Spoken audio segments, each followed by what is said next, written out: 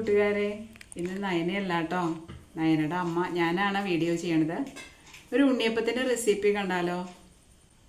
ഞാൻ ദിവസേന ഉണ്ടാക്കി സെയിൽ ചെയ്യണ ഉണ്ണിയപ്പത്തിൻ്റെ റെസിപ്പിയാണ് കേട്ടോ നിങ്ങൾക്ക് കാണിച്ചു തരണത്. അപ്പോൾ നാളേക്കുള്ള ഓർഡർ ഒരു 150 അപ്പത്തിൻ്റെ ഓർഡറാണ്. അതിനുള്ള അരിയുടെ കണക്ക് പറയുകയാണെന്നുണ്ടെങ്കിൽ, പച്ചരിയാണ് ഞാൻ സാധാരണ എടുക്കാറുള്ളത്. ഒരു 8 നാഴി പച്ചരി, അതായത് 2 കിലോ പച്ചരിയാണ് 150 അപ്പം ഉണ്ടാക്കാനായിട്ട് ഉപയോഗിക്കുന്നത്. അതിന് വേണ്ട ശർക്കര എന്ന് പറയുകയാണെങ്കിൽ നമ്മൾ അപ്പത്തിനൊപ്പം എന്നാണ് പറയുക ശർക്കരയുടെ അളവ്. അതായത് എത്രയാണോ അപ്പത്തിന് എടുക്കണ അരി അതേ ആ അളവിൽ തന്നെയാണ് ശർക്കര എടുക്കുക. അപ്പോൾ ഒരു 8 നാഴി അരിയാണെങ്കിൽ അതിന് 2 കിലോ, അതായത് 2 കിലോ പച്ചരിയാണ് അപ്പോൾ വരിക. അതേ അളവിൽ തന്നെ 2 കിലോ ശർക്കര തന്നെയാണ് നമ്മൾ ഉപയോഗിക്കുക. ശർക്കരയുടെ എണ്ണക്കണക്ക് പറയുകയാണെങ്കിൽ 32 എണ്ണം ശർക്കരയാണ് ഉപയോഗിക്കുക. അതിൽ വലിയ അച്ചൊക്കെ ആണെങ്കിൽ നമുക്ക് 1-2 അച്ചൊക്കെ അഡ്ജസ്റ്റ് ചെയ്യാം.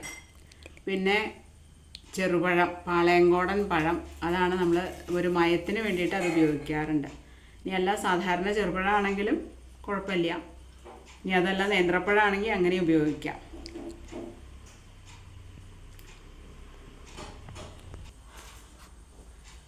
ഇനി എന്തൊക്കെ സാധനങ്ങളാണ് അപ്പോൾ വേണ്ടതെന്ന് ഒന്നും കൂടി ഞാൻ പറയാം, ഡീറ്റെയിൽ ആയിട്ട് കാണിക്കാം. അപ്പോൾ 8 നാഴി പച്ചരി 3-4 തവണ കഴുകി വൃത്തിയാക്കി ഒരു മണിക്കൂറോളം കുതിർത്ത് വെച്ചതാണ്. പച്ചരി ആയതുകൊണ്ട് അധികം നേരം കുതിർക്കണം എന്നില്ല, 1 മണിക്കൂറെങ്കിലും കുതിർത്താൽ മതി.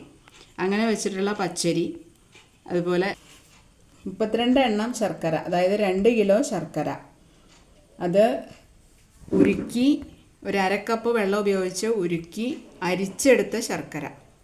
പിന്നെ 3-3 വേണ്ട പാളയങ്കോടൻ പഴം, അല്ല സാധാരണ ചെറുപഴമോ നേന്ത്രപ്പഴമോ അതൊക്കെ അവരവരുടെ യുക്തത്തിനനുസരിച്ച് ഉപയോഗിക്കാം. അതൊരു വേണ്ടിയിട്ടാണ് നമ്മൾ ഉപയോഗിക്കണത്. പിന്നെ 1-2 നുള്ളു ഉപ്പ്, ഇത്രയും സാധനങ്ങളാണ് ഉപയോഗിക്കണത്. പിന്നെ അത് ഉണ്ടാക്കണത് നെയ്യും വെളിച്ചെണ്ണയും കൂടിയിട്ടാണ്. അതായത് ഭൂരിഭാഗം വെളിച്ചെണ്ണയാണ്, നെയ്യും ഉപയോഗിക്കാറുണ്ട് കൂട്ടത്തിൽ, നെയ്യിൻ്റെ ആ ഒരു സ്വാദ് കിട്ടാൻ വേണ്ടിയിട്ട്. പിന്നെ നാളികേരപ്പൂള് നുറുക്കിയിടാറുണ്ട്, ചെറുതാക്കി നുറുക്കിയിടാറുണ്ട്. അപ്പോൾ ഇത്രയും സാധനങ്ങൾ ഉപയോഗിച്ചുണ്ടാക്കണ കാരോലപ്പം അല്ലെങ്കിൽ ഉണ്ണിയപ്പം, അതിൻ്റെ റെസിപ്പിയാണ് ഇന്നിപ്പോൾ. ഇതൊക്കെ അരച്ച് ഈ ശർക്കരപ്പാനി ഉപയോഗിച്ചിട്ട് തന്നെയാണ് നമ്മൾ അരച്ചെടുക്കുക. പഴവും എല്ലാം കൂടി അരച്ച് അതിൽ ഉപ്പും ചേർത്ത് കൂട്ടി ഇളക്കി വയ്ക്കും. അങ്ങനെ ഒരു 8 മണിക്കൂറെങ്കിലും പുളിക്കണം എന്നാണ് പറയുക, നല്ല മയത്തിലുള്ള അപ്പം കിട്ടണം എന്നുണ്ടെങ്കിൽ. അപ്പോൾ ഇന്ന് രാത്രി ഇതൊക്കെ കൂട്ടി അരച്ച് വെച്ച് നാളെ രാവിലെയാണ് ഇത് ഉണ്ടാക്കുക. ദിവസേന ഞാൻ സെയിൽ ചെയ്യാറുണ്ട്. അപ്പോൾ നേരത്തെ ഉണ്ടാക്കും, 8 മണിയാകുമ്പോഴേക്കും നമുക്കത് സെയിൽ ചെയ്യണം. അപ്പോൾ അതുകൊണ്ട് ഇന്നിപ്പോൾ ഇതൊക്കെ അരച്ച് കൂട്ടി വയ്ക്കും. നാളെ രാവിലെ ഇത് ഉണ്ടാക്കണത് വീണ്ടും കാണിക്കാം കേട്ടോ. അപ്പോൾ ശരി, നമുക്ക് നാളെ രാവിലെ വീണ്ടും കാണാം.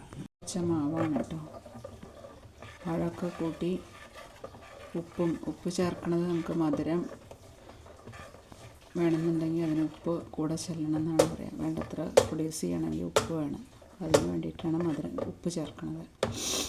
അതൊക്കെ കൂട്ടി ഈ കൺസിസ്റ്റൻസിയാണ് ഇതിനാവശ്യം മാവിന്. അല്ലാണ്ട് വെള്ളം ആവരുത്, അല്ലാണ്ട് കട്ടിയാവരുത്. കട്ടി കൂടിക്കഴിഞ്ഞാൽ അപ്പത്തിന് സോഫ്റ്റ്നെസ് കുറയും. പഴം കൂടിയാൽ എണ്ണ കൂടുതൽ കുടിക്കും, അതുപോലെ വെള്ളം കൂടിയാലും എണ്ണ കൂടുതൽ കുടിക്കും.